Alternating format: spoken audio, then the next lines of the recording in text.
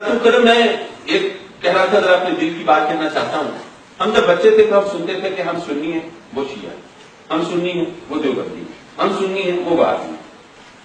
لیکن آج کم از کم پاکستان میں ہمیں یہ پتہ چلتا ہے کہ نہیں، ہم تو بریلوی ہیں، سنی تو وہ ہیں. معاف کیجیے، حضرت اللہ عادل صاحب بخوبی جانتے ہیں کہ آج سے تقریباً 35 برس پیش تک یہ سازش آشکارا ہو گئی تھی جب احسان الہی ظہیر نے البریلویہ نام سے کتاب لکھی، جس میں اس نے دنیا کو بتانا چاہا تھا کہ جناب امام احمد رضا خان بریلوی نے ایک نیا دین ایجاد کیا ہے، ایک نئے عقیدے کی بنیاد رکھی ہے. یہ بریلویت کے قادیانیت کی طرح ایک نیا فتنہ ہے. وہ سعودی عرب کی حمایت سے اس نے وہ عربی زبان میں کتاب لکھی جو ساری دنیا کے اندر سرکولیٹ کی گئی، اور اس کا جواب بے شک علماء نے لکھا، لیکن وہ اردو میں تھا اور وہ عرب دنیا تک نہیں پہنچا. اب آج کل عالم یہ ہے کہ ہم سنیت کے لفظ کو ہم نے ترک کر دیا، ہم نے بریلیت کو اپنا لیا. حالانکہ علماء کا مشائخ کا یہ فرض بنتا تھا وہ دنیا کو بتاتے کہ اعلیٰ حضرت فاضل بریلوی رضی اللہ تعالیٰ عنہ نے کسی نئے دین کی بنیاد نہیں رکھی ہے. بس دین وہی ہے، مذہب وہی ہے، عقیدہ وہی ہے جو اللہ رسول سے ملا ہے، قرآن و حدیث سے ملا ہے، صحابہ اہل بیت سے ملا ہے. اعلیٰ حضرت نے تو صرف مخالفین کے اعتراضات کے جوابات دیے ہیں اور دین اور عقیدے کو نکھار کر پیش کیا ہے. ہمیں یہ بتانا تھا، ہمارے بزرگوں نے ڈیوٹی انجام دی. انہوں نے پاکستان میں سنی کانفرنسیں کرائی، بریلوی کانفرنسیں نہیں کرائی. جماعت اہل سنت کی بنیاد رکھی، بریلوی جماعت کی بنیاد نہیں رکھی. اور اس سے بڑا نقصان یہ ہوا کہ آپ دیکھیے پاکستان کے اندر، مجھے ظاہر میں جہاں سے آیا ہوں میں وہی کی بات کروں گا، وہاں پر جو شیعہ ہیں ان کے باقی دنیا کے شیعوں سے رابطے ہیں، جو دیوبندی ہیں ان کے باقی دنیا کے دیوبندیوں سے رابطے ہیں، جو اہل حدیث وہابی ہیں ان کے باقی اہل حدیثوں سے وہابیوں سے رابطے ہیں. لیکن ہم اہل سنت کے ہمارے کہیں اور رابطے نہیں ہیں. کیوں نہیں ہے؟ وہ اس لیے کہ ہم تو بریلوی ہیں نا، اور باقی دنیا میں بریلوی ہوتے نہیں ہیں. اگر آپ وہاں مصر میں جائیں تو قاہرہ میں آپ جا کے دیکھیں، مسجدوں میں اذان سے پہلے باقاعدہ الصلاۃ والسلام علیک یا رسول اللہ ان الفاظ کے ساتھ درود و سلام پڑھا جاتا ہے. میں نے خود اپنے کانوں سے سنا ہے. بتا رہے مسجد اقصی شریف میں بھی ایسا ہی ہے، فلسطین میں بھی ایسا ہی ہے. لیکن ہمارا ان سے رابطہ نہیں ہے. کیوں؟ اس لیے کہ ہم بریلوی ہیں، وہ سنی ہیں. ہمیں چاہیے کہ ہم اپنی شناخت واپس لیں. ہمیں ہماری شناخت سے محروم کر دیا گیا ہے، ہماری پہچان ہم سے چھین لی ہے. اگر ہم سنی ہونے کی بات اب کرتے ہیں پاکستان میں تو ہمیں اپنے سنیت کو منواتے ہوئے مشکل ہوتی ہے. اس لیے کہ وہ صبح سے شام تک ٹی وی پر، آپ یہاں پر بھی ماشاءاللہ پاکستانی چینل آتے ہیں، آپ نے دیکھا ہوگا صبح سے شام تک فکر چل رہا ہے جی اہل سنت والجماعت کے ترجمان نے تخریب کاروں اور دہشت گردوں کی رہائی کے مطالبے کی تائید کر دی. اہل سنت والجماعت کے رہنماؤں نے طالبان سے مذاکرات کی حمایت کر دی. اب یہ اہل سنت والجماعت یہ ترکیب کیسی ہے اور اس میں غرض کون سا ہے، یہ تو علماء زیادہ بہتر بتا پائیں گے. لیکن جو ایک عام آدمی ہے وہ تو یہ سوچتا ہے پھر یہی سنی ہے. تو میری گزارش ہے، 10 بستہ گزارش ہے، خدا کے لیے اپنی پہچان واپس لو، اپنے سنی ہونے کا شعور اجاگر کرو اور بتاؤ کہ ہم سنی ہیں. اصل میں سنی ہم ہیں درود و سلام پڑھنے والے، اصل میں سنی ہم ہیں میلاد منانے والے. کہ مسلک کی کوئی نسبت کسی شخصیت کی طرف نہ کریں، نہ کسی مدرسہ کی طرف کریں، نہ کسی پیر کی طرف کریں، نہ کسی خانوادے کی طرف کریں، نہ کسی شہر کی طرف کریں. مسلک کی نسبت صرف مصطفیٰ کی طرف اور جماعت صحابہ کی طرف رہے گی.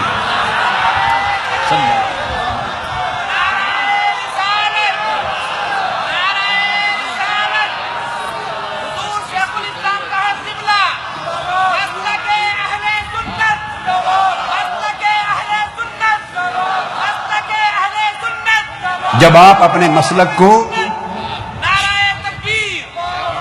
اپنے مسلک کو شخصیتوں کی طرف یا مدرسوں کی طرف یا اپنے پیروں اور سلسلوں کی طرف اور شہروں کی طرف منسوب کرنے لگ جائیں گے تو آپ کا سواد اعظم ٹکڑوں میں بٹ جائے گا اور آپ فرقے بن جائیں گے. اور فرقے حضور نے فرمایا 72 کے 72 فرقے جہنم میں جائیں گے.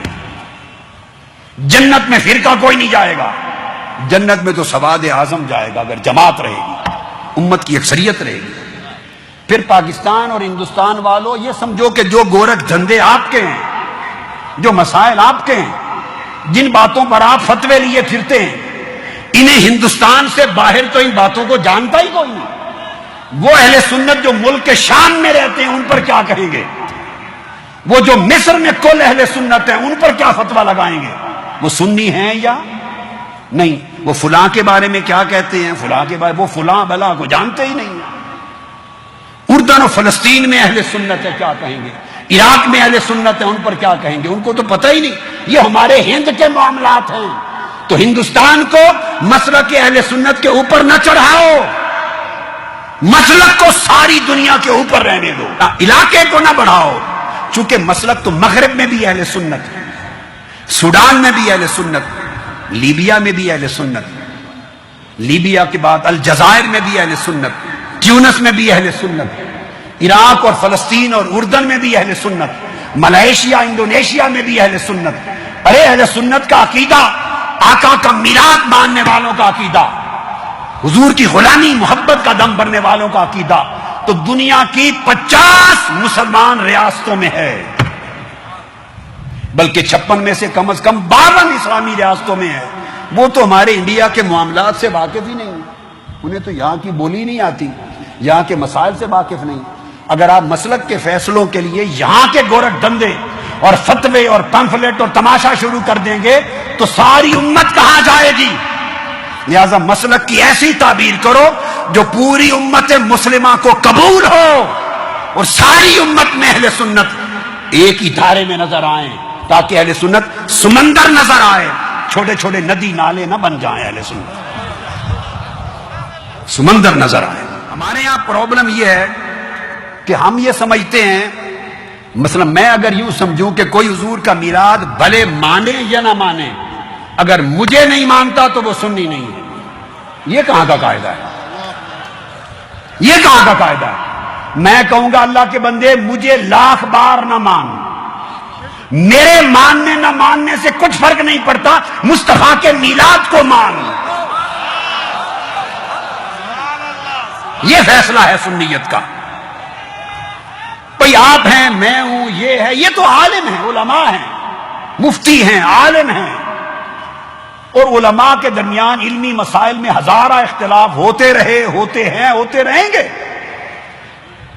کوئی کسی کو مانتا ہے، کوئی نہیں مانتا، کوئی کسی کو جانتا ہے، نہیں جانتا۔ بھئی آپ کے اور میرے ماننے نہ ماننے سے کسی کے مسلک پہ رتی برابر کوئی فرق نہیں پڑتا۔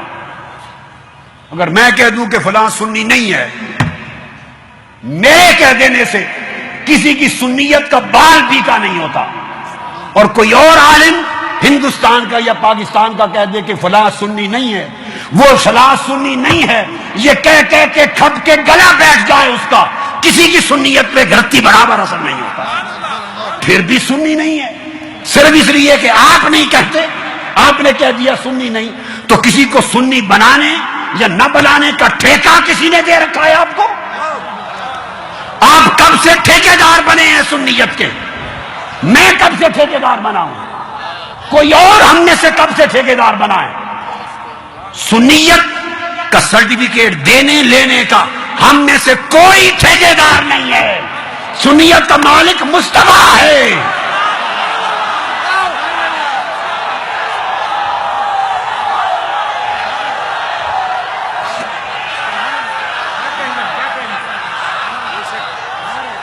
جو مصطفیٰ کی بارگاہ میں مقبول ہے وہ سنیت کا امام ہے، جو مصطفیٰ کی بارگاہ سے راندا گیا، رد ہو گیا، وہ بے ایمان ہے۔ دیکھو کہ اس بندے کی محبت آقا سے کیا ہے، حضور کی نوکری کیا ہے، عقیدہ حضور سے کیا ہے، صحابہ سے کیا ہے، اہل بیت سے کیا ہے، اولیاء سے کیا ہے، امام اعظم سے کیا نسبت ہے۔ یہ بنیادی دیکھنے کی یہ باتیں۔